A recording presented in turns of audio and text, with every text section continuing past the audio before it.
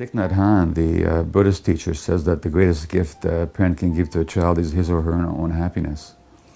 So I tell parents to really look after their emotional lives, to examine their stresses in their lives, and in those first few years, make the child's comfort and happiness and security their primary goal. Whatever life goals they have, put them on hold as best you can, and really create an environment where the child is connected and secure. And that child then will be set for life pretty much. And if you face stresses or anxieties or depression, deal with them as quickly as you can and get all the support you can get, and look at what's causing it, because under those circumstances, your child will be affected negatively.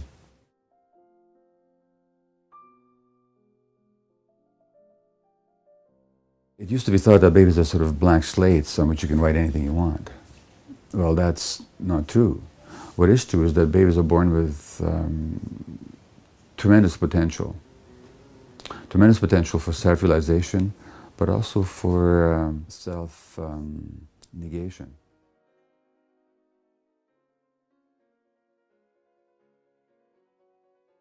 One of the things that have been shown in research is that attachment patterns of the parent are predictably passed on to the child.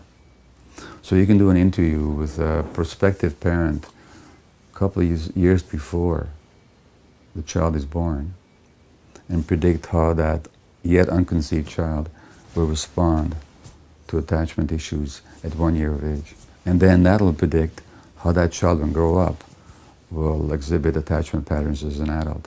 So it really is highly conditioned by the multigenerational emotional transactions that occur in a family.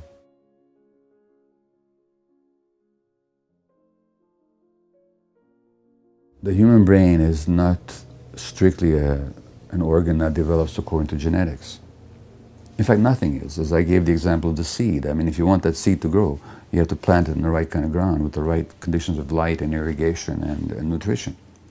Well, the human brain also develops in response to the environment, especially the human brain, because most of our brain growth occurs after birth and not before.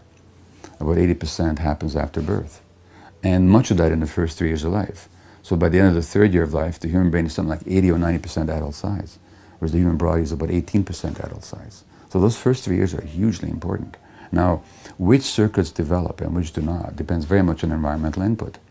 So a child who doesn't see light, they'll be blind after a few years because the visual circuits need light waves for their development. They just don't otherwise.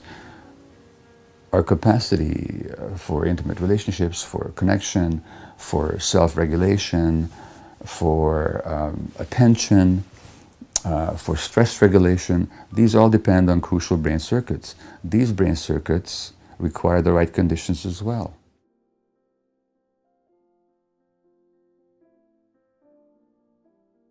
The right conditions are the presence of non-stressed, non-depressed, emotionally available, consistently available parenting caregivers. We're not talking about does mother and dad love the child. That you can take for granted in most cases. Are the intentions good?